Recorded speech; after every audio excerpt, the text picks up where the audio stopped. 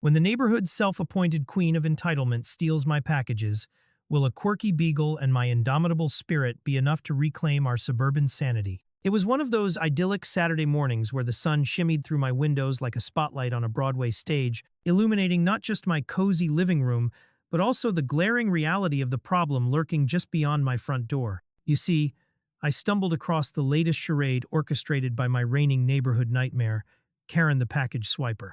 There she was, all 50 years of her luxuriant, sharply styled bobbing angrily as she marched across her manicured lawn, my precious packages clutched tightly under her flabby arms like they were the holy grail. I couldn't believe it. Had I inadvertently entered some poorly scripted sitcom where the humor comes from extreme entitlement and misplaced authority?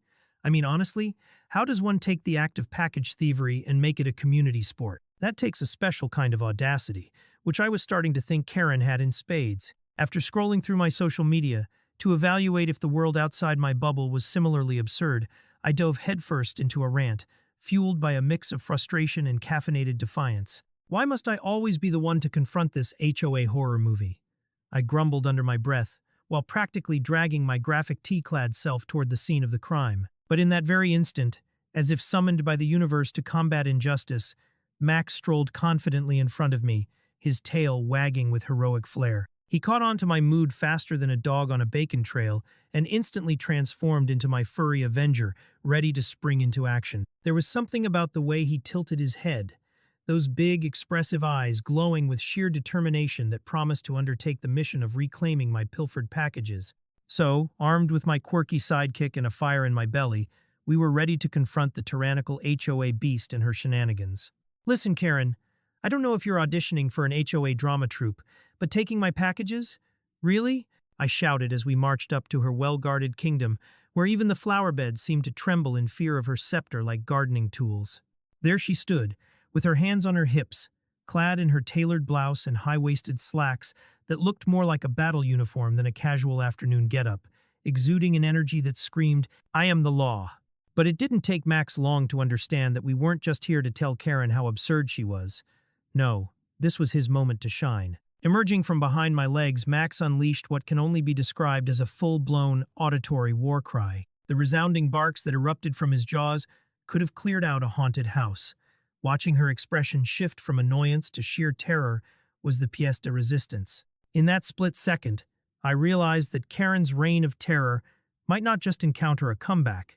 It might be the end of her male marauding escapades. Next time you pull another stunt like this, Karen, I continued, suppressing a smirk, you'll have to deal with the aftermath of a beagle with a grudge. Here I was, suddenly energized. My heart thundered, both from the absurdity of the scene and the fact that I might actually stand a chance against this neighborhood tyrant.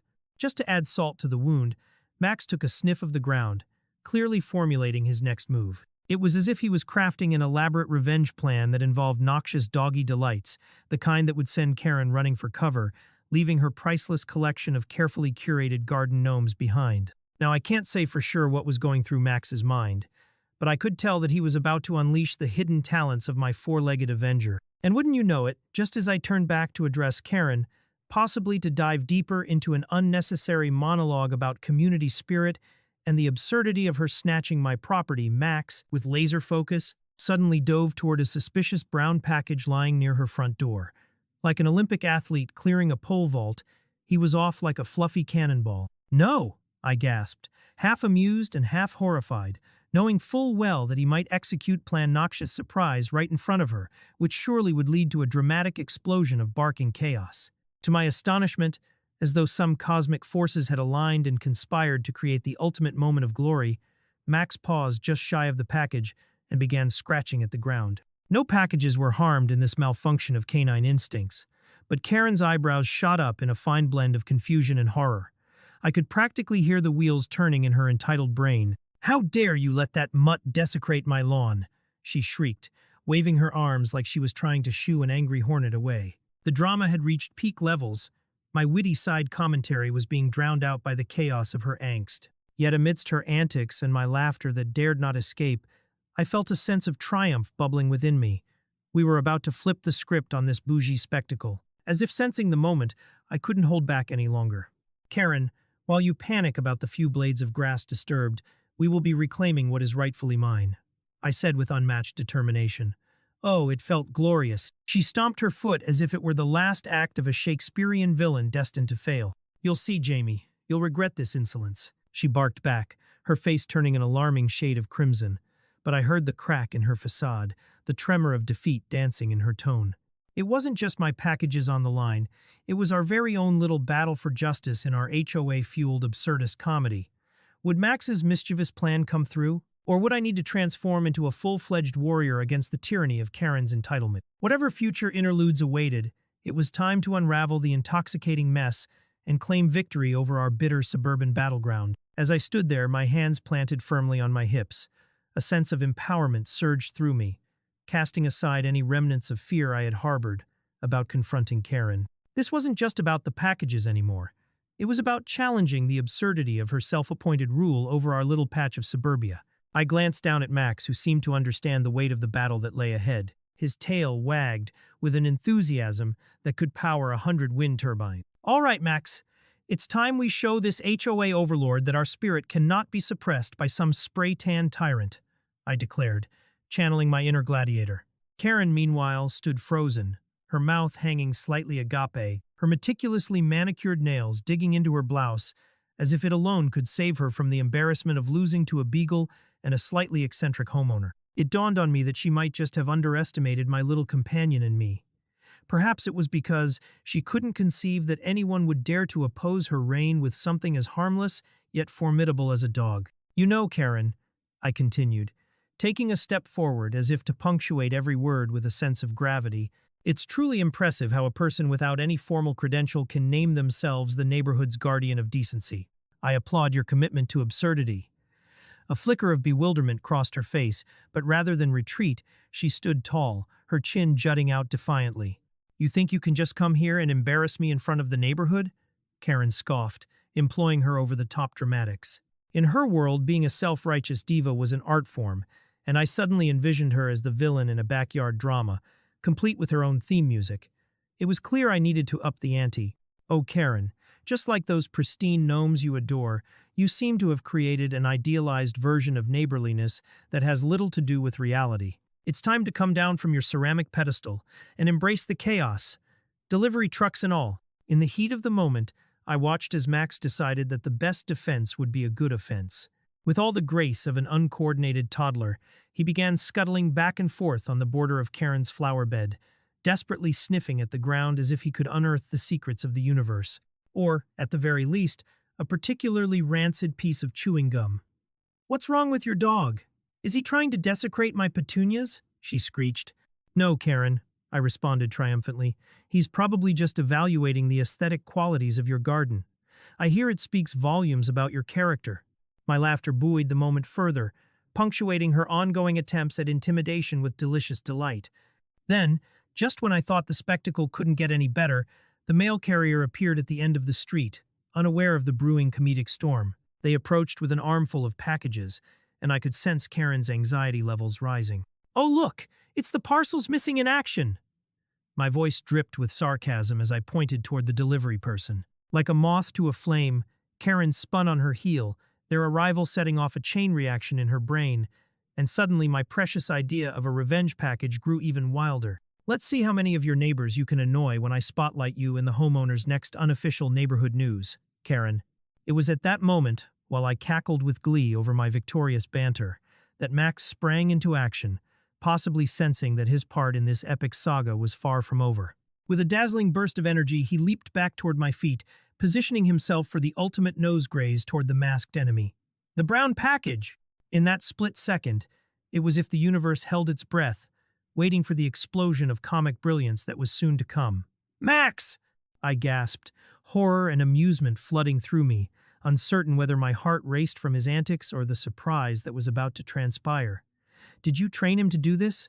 Karen demanded, her voice rising 2 octaves in sheer frustration. I grinned. "Oh, only in the advanced arts of canine chaos. Don't you remember? You were too busy plotting your reign of terror to notice." I could barely contain my laughter, feeling the tides of our unusual battle shift in our favor. Her indignation was palpable, and I reveled in every minute. If anything, I felt a renewed sense of teamwork. Max and I were not just two quirky residents fighting against one HOA Karen. We were a duo. A dynamic duo about to launch ourselves into the heart of an absurd comedic legend. And just like that, amidst the raucous bickering of entitled neighbors and barking beagles, I steeled my resolve. I knew this wasn't just about reclaiming stolen packages. It was about living authentically amidst the absurdity of suburban life. Whatever might unfold in this delightful drama, our adventure had only just begun. Could we truly take back the neighborhood in one fell swoop? Or would Karen surprise us with an unlikely comeback? Only time would tell, but one thing was for certain. The battle was far from over, and the crux of this comical showdown laid on our peculiar paws. As Max bounded toward that brown package with all the enthusiasm of a puppy in a field of daisies, I felt my heart racing, not just in worry that he might actually ruin my carefully crafted plan, but also from the sheer giddy excitement of watching it all unfold. Could it be that Max, my little furry Avenger, was about to uncover a hidden talent for mischief-making? I mean, let's be honest here. He had already sniffed out Karen's cowardice. Why not tackle a mere package, too? Time slowed as I envisioned the majestic leap of fate, where Max's nose met the offensive box. Just a slight graze, I thought. Banshee on a sugar rush. What could go wrong? Of course, it went exactly as I imagined, and yet somehow far more hilarious than I dared to hope. With a daring dive that would make Olympic athletes proud, Max collided into the package, his nose hitting it like a pinball machine gone rogue. The package teetered, then wobbled, and with the grace of a slow-motion train wreck, tipped precariously off the front step and onto the pavement. Torque plus gravity equal chaos, and oh boy, did it unleash a cascade of colorful potential. My mind raced with the fantasy of what this would mean for Karen's garden-variety indignation. Would it be a slow unveiling of the epic smell bomb, or a furious explosion of olfactory noir? Karen, bless her drama-laden heart, shrieked, "What on earth are you doing? Take control of your animal." Her arms flailed as if she were conducting an orchestra of bad intentions, and I couldn't help but chuckle at how utterly ridiculous the scene had become. The severed tension of our comedic standoff combined with the anticipation of vile revenge formed an invisible barrier, one I was dying to breach. "Oh, Karen," I called, casually leaning an elbow on my knee, like an avant-garde philosopher contemplating the mysteries of absurdity. "What you fail to understand is that control is an illusion. The packages have found a new destiny, perhaps even a new adventure." As if on cue, the package began to disintegrate, revealing its contents with all the flair of a one-woman show. Out spilled a wretched assortment of the most noxious smells known to humankind, herbs that had long overstepped their welcome, knockoff perfumes that screamed yesterday's trend, and what could only be described as a gross fabrication of a scented candle gone rancid. And just like that, we were inhaling an olfactory hellscape, standing amidst what could only be described as Karen's impending meltdown. While Max regarded the scene with a bemused tilt of his head, I couldn't resist allowing myself a moment of glee. "Is that something I smell, Karen? Could that possibly be defeat wafting through the breeze?" But before Karen could unleash her wrath, losing her collective mind howled within the confines of her oversized ego, a horrendous sneezing jag erupted from her, giving Max a delightful reason to howl along. It was like a junior symphony of chaos. Nothing united a crowd of neighbors more than the sight of their neighborhood arbiter getting bested by an unassuming package and a beagle.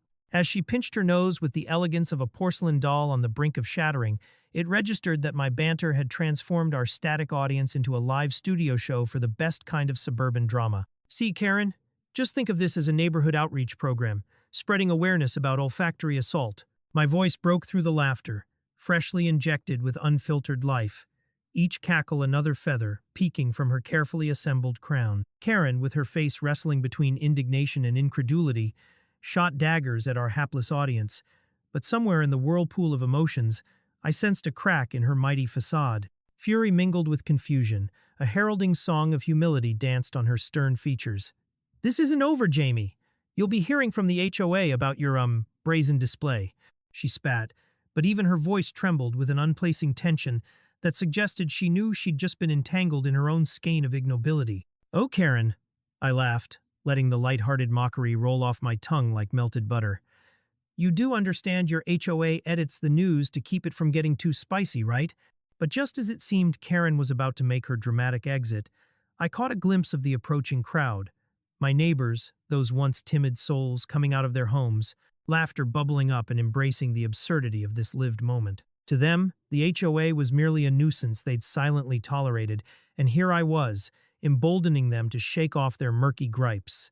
Suddenly, we weren't just observers, we were co-conspirators. Each laughter rippled through the gathering mob, and the moment crystallized into the comic brilliance of defiance against suburbia's self-righteousness. Now, would anyone like to join our crusade against the tyranny of Karen? I bellowed, raising my fist like a proud revolutionary as we mobilized for the grand finale. The stage was set, the players gathered, and well, it was time to dive headfirst into the glorious chaos.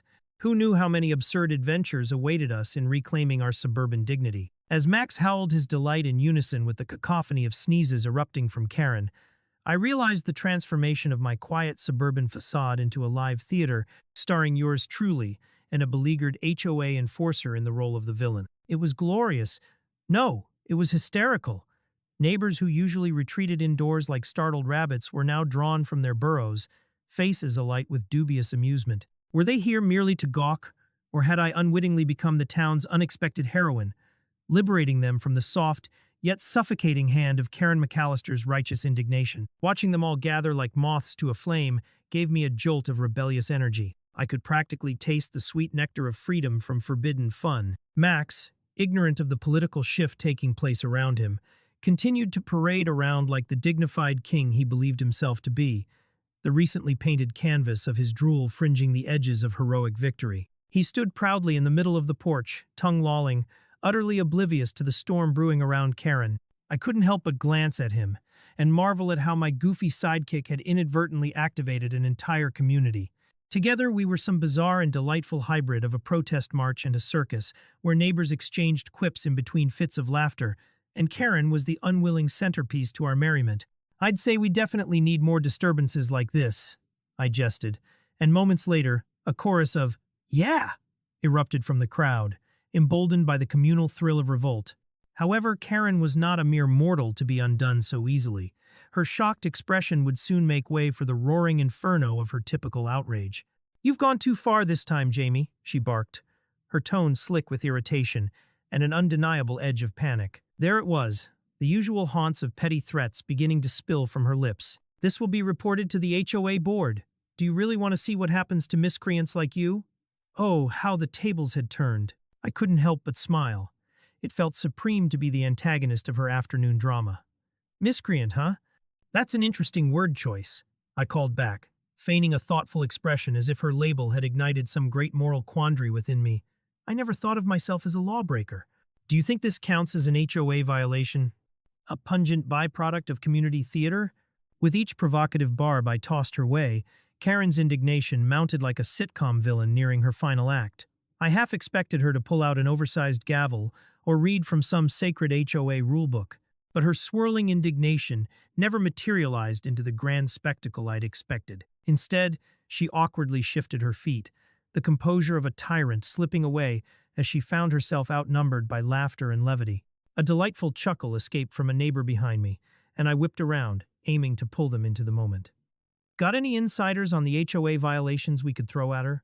I asked with a wink, watching as more emboldened neighbors chimed in with hilariously exaggerated infractions about how we'd let our grass grow an unsightly half an inch, or how our Halloween decorations had threatened to overrun the sanctity of the HOA, approved tropes. "Oh no, not the half-inch rule," I exclaimed, doubling over in dramatic disbelief, while Karen fumed in her growing irritation. As the laughter continued, I watched Karen's face contort as she struggled to find her tongue, trapped between the blatant mockery of her authority and the sharp reality of community solidarity. Emboldened, I motioned to my audience, my partners in this debacle. "You see, Karen," I boomed, "this isn't just about the packages on anyone's porch.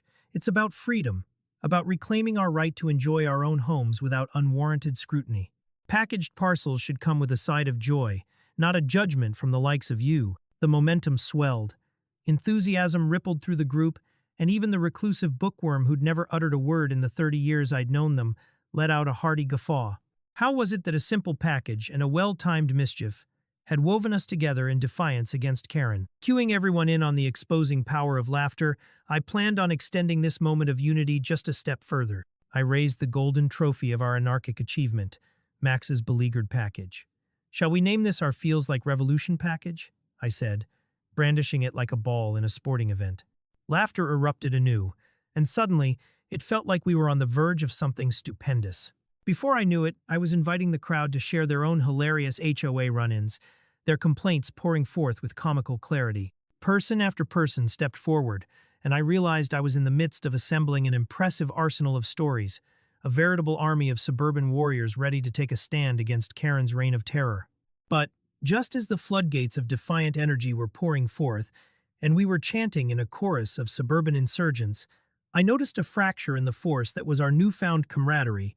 It was Karen, and rather than simply fuming, she was retreating. The red in her cheeks dramatically contrasted against the surroundings as uncertainty wove into her expression.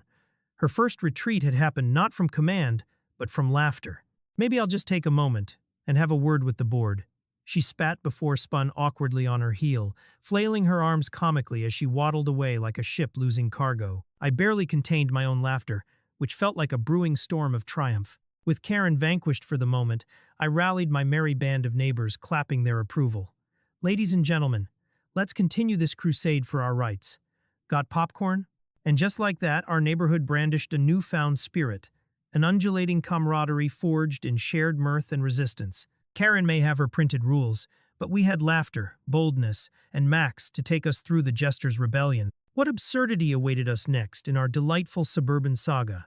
With the Battle of the Porch becoming a community spectacle, I reveled in the glorious chaos that surrounded me.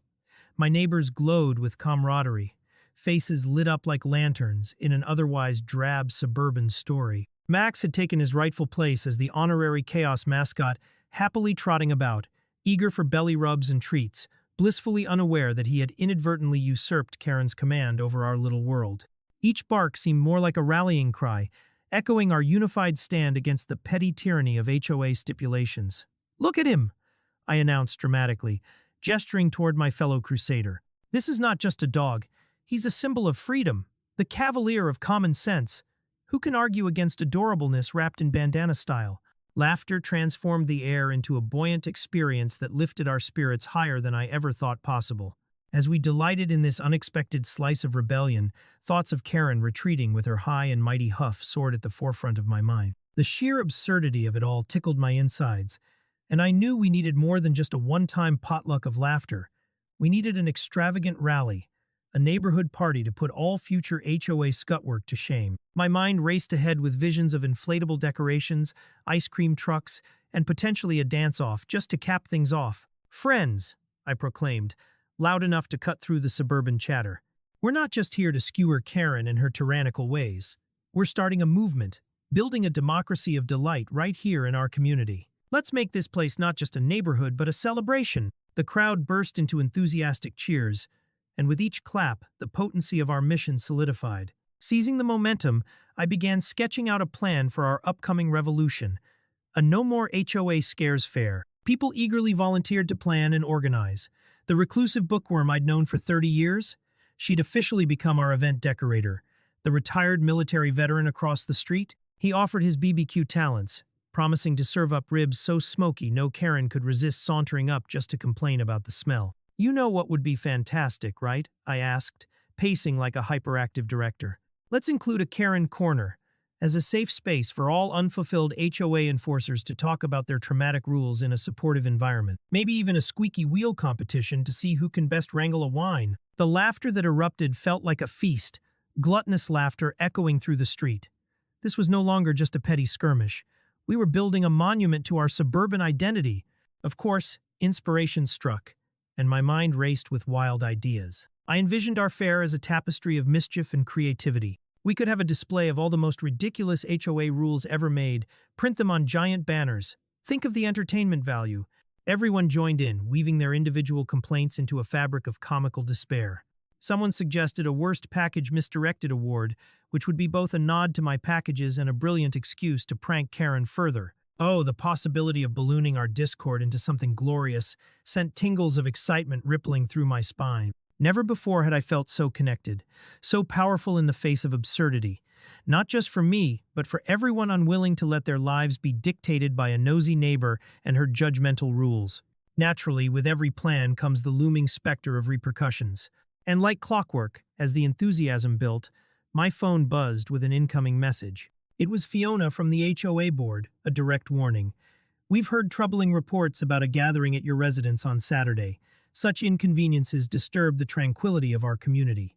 Rolling my eyes so hard I could practically see my brain, I chuckled to myself. Fiona, with her clipboard and questionable righteousness, clearly forgot that I now had an entire neighborhood rallying behind me, fueled by laughter and defiance. Inconveniences? I chuckled, addressing the crowd who had adopted a curious silence at the mention of HOA interference. She thinks we're inconveniences? Ha! Potlucks should come with a side of shared defiance. Are we really going to let them try to squash our joy with bureaucratic nonsense? The moans of agreement roared through the gathering like rolling thunder, cementing our resolve. Despite the dangers lurking in the HOA's threats, I couldn't help but feel exhilarated by the surge of support swelling within the community. As the sun dipped low, painting the sky hues of orange and pink, people continued to chatter enthusiastically about our plans. From a distance, Max pranced with a stick 4 times his size, blissfully unaware that we were paving the way to a legendary confrontation that would be immortalized in our little corner of suburbia. I could almost hear the whispers of our children in some future iteration of this story, all told over cups of coffee and clinking mugs, when they'd ask, "Did you really oust the HOA's queen with a barrage of stinky packages?"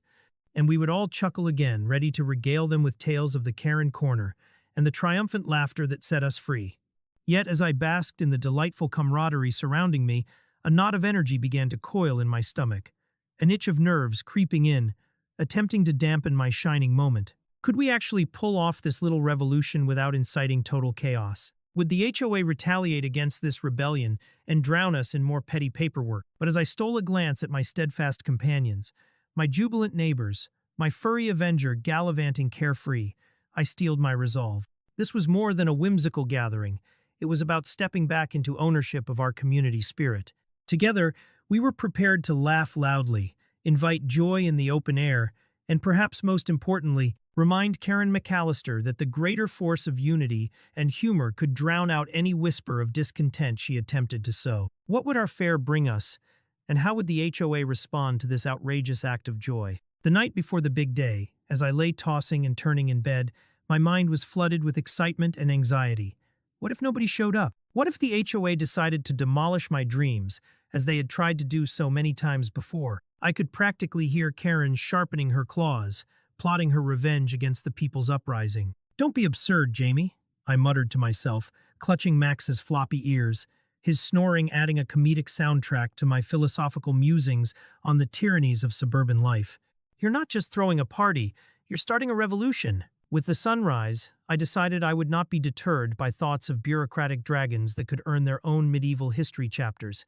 Instead, I put on my boldest graphic tee, a bright yellow one that proclaimed, "Barking mad for freedom," and prepared for battle. The big day was upon us, and as the hours peeled away like an overripe orange, the party atmosphere burgeoned with life. My neighbors arrived, each bearing their unique flair. Eleanor, the reclusive bookworm, transformed our front lawn into a festive garden with streamers made from old novels, while the veteran neighbor turned his grill into a smoking cathedral of ribs, emitting intoxicating scents that would lure even the most hard-nosed critiquers from their lairs. Max, now a self-appointed mascot draped in a glittery cape, zipped around, greeting partygoers with full-on beagle exuberance. It was absolutely chaotic in the best possible way. My heart fluttered with hope as laughter enveloped the scene, rising up like smoke signals announcing defiance to the HOA. The air vibrated with anticipation, and then it hit me like a rogue wave. I needed a welcome speech that would echo through the annals of our neighborhood's history. Standing atop a rickety lawn chair, perfectly balanced, of course, because I'm a skilled acrobat by nature, I shouted over the crowd, "Ladies and gentlemen of Spruce Ridge, welcome to the inaugural No More HOA Scares Fair. Today we reclaim not just our packages, but our right to joy, our right to exist without judgment. Are you with me?" A raucous cheer erupted, shaking the leaves from the trees overhead, and I could have sworn I saw a glimmer of both fear and disbelief in the eyes of passing HOA board members. The festival atmosphere seeped into every corner, morphing into a full-blown melee of jubilance. While the others reveled in the merriment, Karen's oppressive shadow loomed in my mind. It wasn't long before she strode into the chaos, her tailored blouse fluttering like the wings of a disapproving bird of prey. "Disgraceful! This is a violation of HOA protocol," she bellowed, nostrils flaring with indignation, clearly aiming to reclaim her authority amid our joyous uprising. With my heart racing like Max chasing a squirrel, I couldn't let her dampen our spirit. "Violation, Karen," I proclaimed, putting my hands on my hips in a pose reminiscent of a superhero preparing for battle. "Joy isn't on the HOA's rulebook. I think we can all agree that if it were, you'd have an eviction notice." The crowd roared in agreement, and oh, how her face transformed. I swear she resembled a beetroot, red-faced and glaring with indignation, like I had thrown a bucket of ice water over her meticulously styled hair. Fueled by my own audacity, I decided to raise the stakes further. "You want to know what a real disturbance is?" I shouted, sweeping my arm toward the mountain of blue placards featuring the most ludicrous HOA rules. "We have household pets banned from having loud conversations. Who knew dogs couldn't bark poetically? And how about this gem?" I wielded a placard high above my head like something out of a well-financed production of Shakespeare. "No flamingos on the lawn unless painted white." What's next?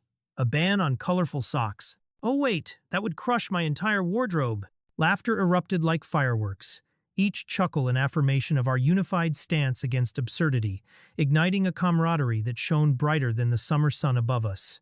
As Max scampered around, snatching small snacks when he thought no one was looking, I felt the momentum swell even more. The bulk of my neighbors joined in on the fun, announcing their own personal HOA rule grievances. Suddenly, people unburdened their hearts and minds, swapping tales of their own battles against the great tyrant Karen. Glances exchanged over the insatiable BBQ calories, and sweet desserts grew warmer.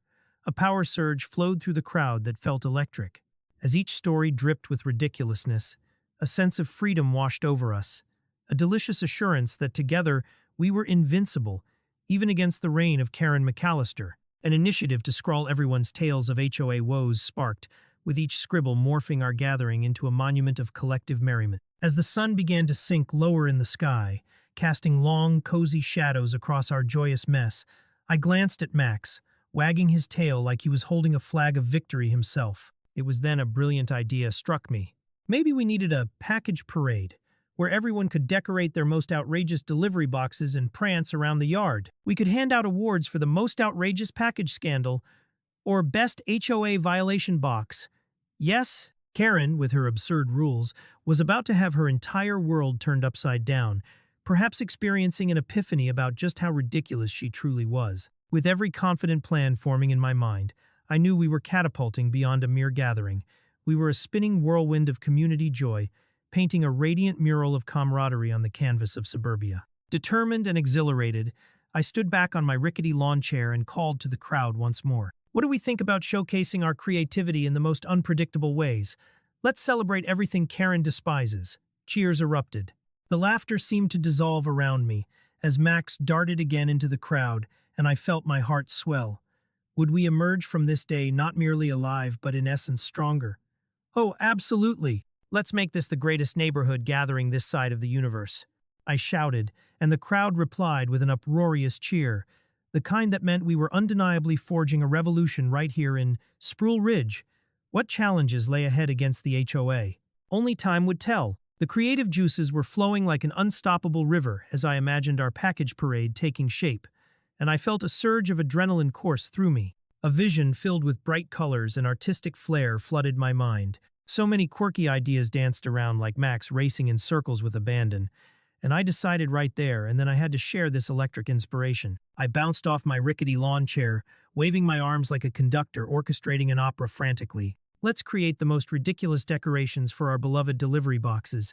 Think glitter, feathers, streamers, whatever wild ideas you can dream up," I shouted, my voice reverberating off the trees like a thunderous declaration of war against banality. The very idea of swaddling an ordinary cardboard box in unicorns and confetti sent the crowd into fits of laughter, and I could almost feel the tension dissipating like smoke from an extinguished candle. Container ship ideas erupted, with neighbors bouncing up like highly caffeinated kangaroos.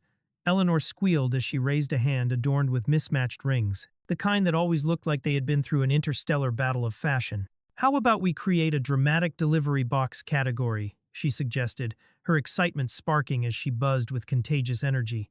"I can use my collection of vintage novels to turn my box into the Hogwarts Express. It'll be the most magical delivery ever." Laughter followed as others took it a notch further, pooling their artistic brains and producing eccentric concepts that matched the HOA's staunchest rules like a pair of mismatched socks in a world of beige monotony. Max trotted between us, barking as if he understood the momentum building. This was no ordinary gathering. This was a celebration of liberation. As ideas flew around like confetti in a gust of wind, it was clear that not only was Karen outnumbered, but her iron grip on our spirits was loosening. Even she couldn't resist the pull of our euphoric uprising. In fact, I could almost see the gears in her mind grind with the sound of an ancient castle door creaking open. "Do you think this is appropriate?" she barked, clutching her clipboard as she re-entered our euphoric sanctuary like a wayward puppy storming the cat show. I spun around, struck with incredulity, as I threw my head back and laughed. "Karen, darling," I cooed, dramatizing my enthusiasm, "we're starting a revolution of creativity. Lighten up or you might just miss the most entertaining show of your life." Her face twisted as if I had just offered her a heaping plate of boiled Brussels sprouts. The crowd erupted in another guffaw, bolstering my confidence as I pressed on, invigorated by their delight. Following suit, I could see the spark igniting in the faces of my neighbors as they channeled their frustrations into spirited creativity. It was like magic.